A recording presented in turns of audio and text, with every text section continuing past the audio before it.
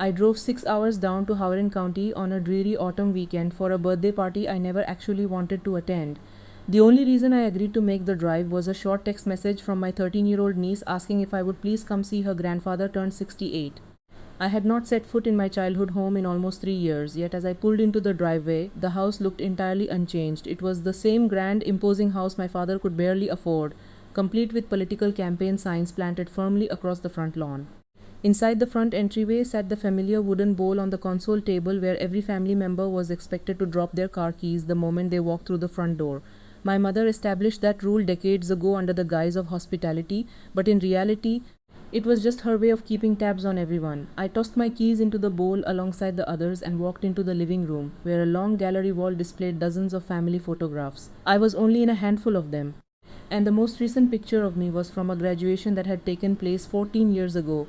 Later that evening, as the dinner party began winding down, my sister Colleen was still holding court in the living room with a glass of wine in her hand.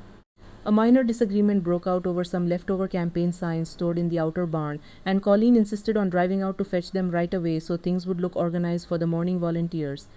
Tired of the noise, I excused myself and headed upstairs to the spare bedroom to read. Around midnight, I heard the heavy rumble of the garage door opening and closing below, followed by low, muted voices whispering in the kitchen. But I simply turned off my lamp and went to sleep. When I walked downstairs early the next morning to grab a glass of water, I immediately noticed that the wooden bowl in the hallway was completely empty. Not a single set of keys remained inside it, which was strange for a house with 4 cars parked in the driveway. I did not think much of it until I turned on the local morning news and saw a report about a pedestrian who had been struck by a dark SUV on Route 9 near the co-op late the previous night. The victim was in critical condition at the regional hospital, and police were searching for a vehicle with front-end damage. I stood in the kitchen with my coffee cup in hand as a cold, heavy silence settled over the entire house. My father had been locked in his private study since 6 in the morning, speaking on the phone in a hushed, urgent tone he normally reserved for severe political damage control. Colleen remained upstairs, claiming to have a sudden migraine, while my mother was already out in the driveway wearing a cardigan over her nightgown. She was meticulously wiping down the inner frame of the garage door with a wet dish towel, casually claiming that the morning pollen was simply unbearable this year. I walked over to my own vehicle parked at the far end of the driveway and noticed right away that it had been parked nose instead of backed in the way I always left it. When I walked around to inspect the front bumper, my heart sank into my stomach as I spotted a massive crack running straight through the right headlight housing. There was a faint pale scrape along the lower plastic trim, and the surrounding panel had been wiped suspiciously clean. Before I could process what I was looking at, my mother stepped up behind me and calmly told me to step inside for a family meeting. Sitting at the kitchen island was Dale Whitfield, a longtime family friend and my father's trusted personal attorney who had known me since I was a child. He sat with a fresh pad of legal paper in front of him and a cup of coffee, looking like he had been there for hours. They had not called a lawyer to help protect me. They had called a lawyer to protect themselves from me. My father took a seat at the counter, skipped any form of greeting, and immediately began discussing strategies for managing the local media narrative before details of the hit and run leaked out. As they talked around me, the horrifying truth of what had happened during the night assembled itself piece by piece. Colleen had taken my car keys out of the hallway bowl around 11:30 because my SUV was parked last in line and was not blocked in by other vehicles. She had been drinking for hours before taking the vehicle out on the highway, hitting a cyclist and driving straight back home without calling emergency services or stopping to help. Instead of reporting the accident, my mother had simply made her a cup of tea, leaving a man bleeding in a ditch on the side of the road. Dale then slid a typed piece of paper across the granite counter toward me. Already drafted, dated and prepared for my signature, it was a written confession stating that I had been the one driving my SUV down Route 9, that I was unfamiliar with the dark rural roads, and that I had panicked after the collision. My mother stepped around the island, placed her hands on my shoulders, and looked into my eyes with a disturbing warmth, gently asking me to take the fall because I had no husband, no children, and a career nobody in the family cared about.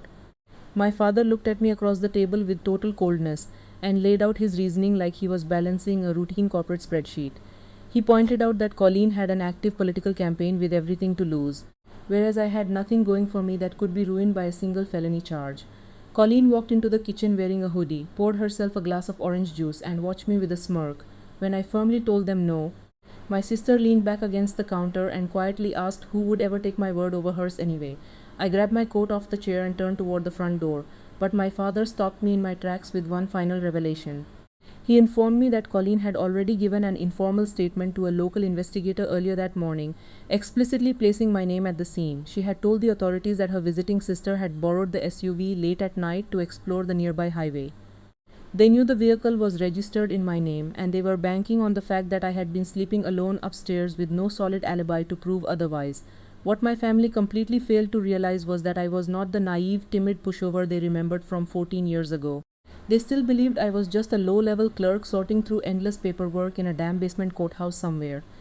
In reality, I had spent years working as a public defender before eventually earning an appointment as a federal judge, spending my entire adult life navigating high-stakes legal battles. I knew better than to drive away in anger, because fleeing Howard County that morning would have given them the exact fugitive narrative they desperately needed to frame me. Instead of panicking, I quietly stepped outside and called Rene Okafor, a brilliant defense attorney I had known and respected for years, explaining the situation in precise detail. She instructed me not to touch the vehicle again, not to make any statements to local law enforcement, and to avoid being alone with any member of my family. Modern vehicles contain digital event data recorders and automated Bluetooth connection logs that track every single driver profile, speed change, and connected cellular device.